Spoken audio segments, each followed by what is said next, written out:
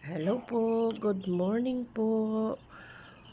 May mga bakal kayong makikita. Dito po kasi ako sa kwarto ko sa may bintana, nasa third floor. Ginagawa po kasi ito lalagyan ng salamin. Tingnan nyo po, first day ng Ramadan.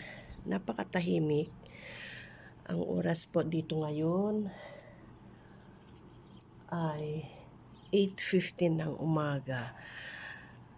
Ang pasok po ng nasa gobyerno ay alas 10. Kami naman po ay alauna hanggang alas 4 ng hapon, tapos gabi ulit.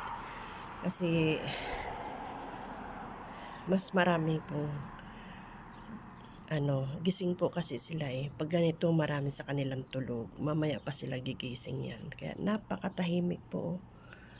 Halos walang kang makitang taong naglalakad.